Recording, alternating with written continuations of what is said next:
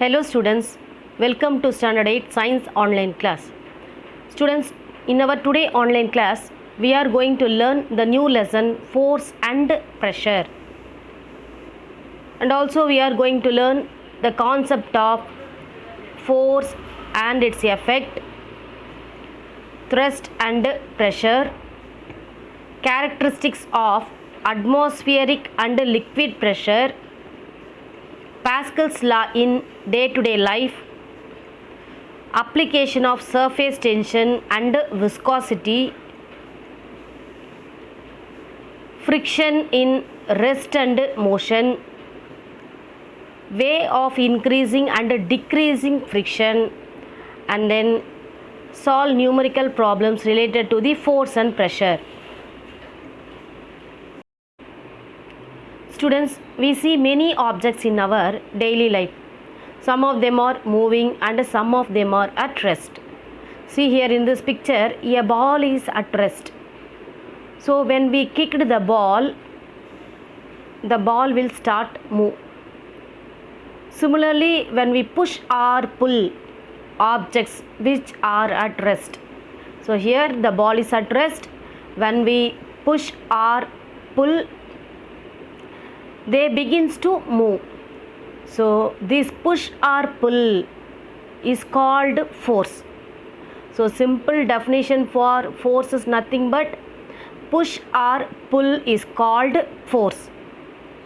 The force acting on a particular area produces pressure. See here we giving low pressure and high pressure depends on the area. So the force acting in a particular area produces pressure. For example, when we fasten a nail on the wall, pressure is exerted. So not only solids, gases and liquids also exert the pressure.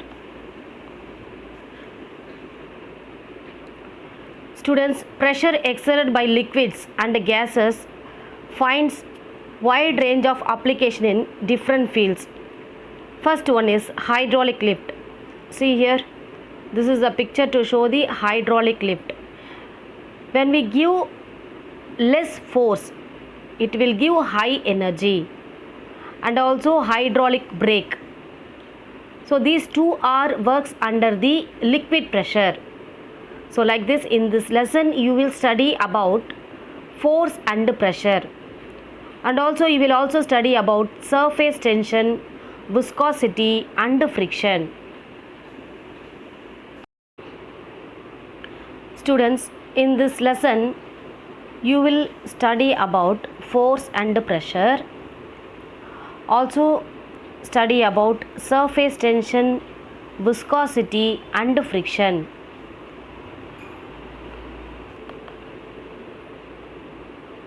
Students, we do so many activities in our daily life, like opening a door, kicking a football, striking a carom coin, etc. So to do this activity, an external agency is needed. So without giving any force, we can't able to do such work. So definitely we need some external agency. So this external agency is called as force. See here, force can either set an object at rest or in motion, or bringing a moving object to rest. Even it can change the shape and size of certain object. See here, in this ball we giving certain force. By giving force, the shape of the ball is changing. So the force can even also change the shape and size of certain object. So this is another example. Even when we apply force, the force change the shape and size of the object. Students, force is defined as an external agency. So force is defined as an external agency which changes or tends to change the state of rest or the state of uniform motion of a body. So this is the definition for force. Force is defined as an external agency which we are giving externally. So which change or tends to change the state of rest. So force can change the rest object to move, and also it can change the moving object to come rest. So the state of uniform motion of a body, and also the direction of moving body. The direction of moving body or the shape of the body. And then very important, force is a vector quantity. So it have both magnitude and direction. So that is said to be as vector quantity. So which has magnitude meaning value, and then direction. If we give force, the object definitely will move in certain direction.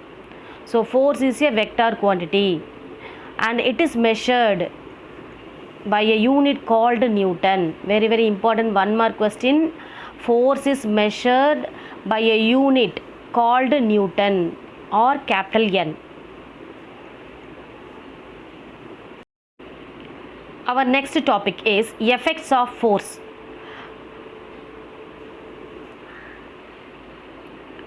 Students, if you observe the strokes a batsman in cricket game, if we want to hit the cricket ball to the boundary, the striking force on a ball must be greater. So the greater force will apply on a body will give greater effect. So the effect of forces depends on the how much of force you giving to that particular object. And then students, activity for you, fix a matrix of sharp pin on a wooden board in rows and columns. So take a big balloon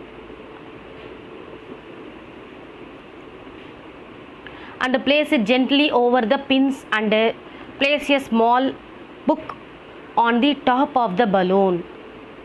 Will the balloon burst is the question. Will the pin prick the balloon? At the same time, if you prick a balloon with a single pin, so if you prick a balloon with a single pin, it will burst. But this did not happen even though many more pins were picking the balloon, because a single pin produces a larger force pressure over a small area. But when large number of pins prick a body, even each pin exerts very little pressure on a balloon, as the applied force gets distributed over a large surface area. So the balloon will not burst. So that is the reason in that first activity 1, the balloon will not burst, because each and every pin reduce the pressure. Students, thus we can conclude that the effect of a force depend on the magnitude of the force and the area over which it acts. So the force acting perpendicularly on any given surface area of a body is known as thrust. So it is measured by the unit named Newton. So this is important 2 mark question. Define thrust. So the thrust is defined as force acting perpendicularly on any given surface area of a body is known as thrust, and then it is measured by the unit Newton.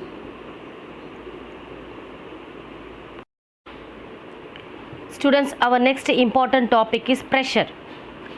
So the effect of force can be measured using physical quantities. So physical quantities called pressure.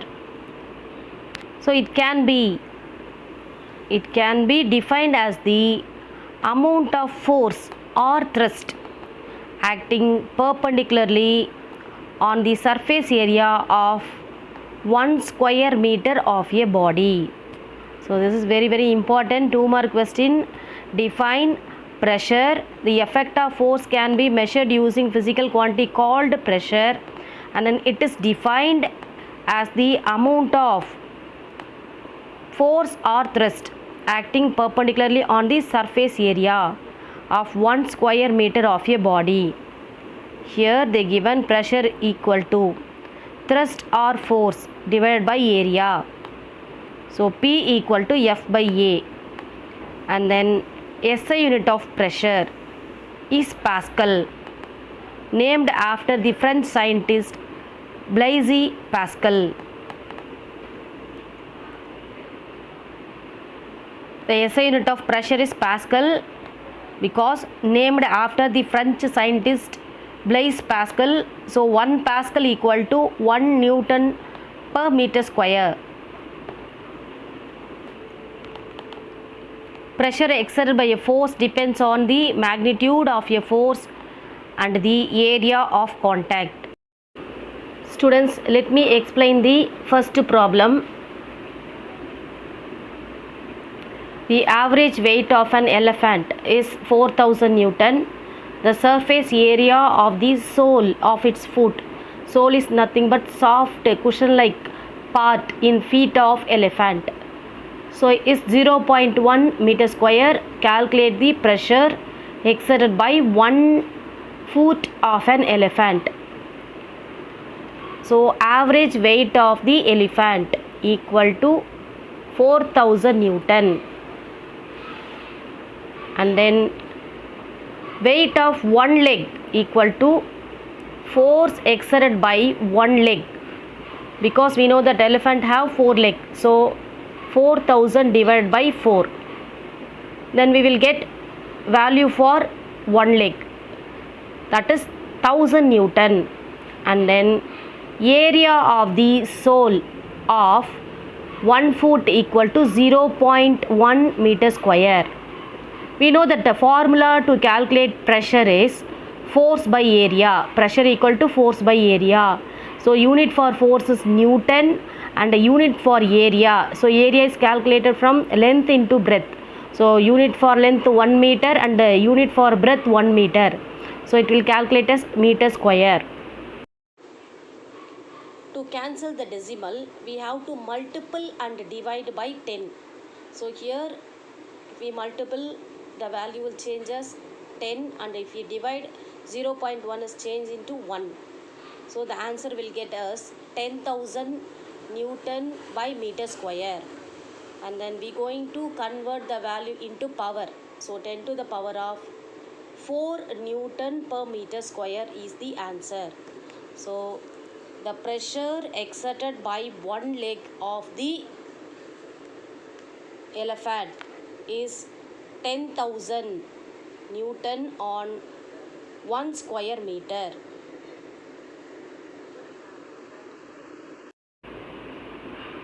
The effect of pressure can be increased by increasing the thrust or by decreasing the surface area of the body.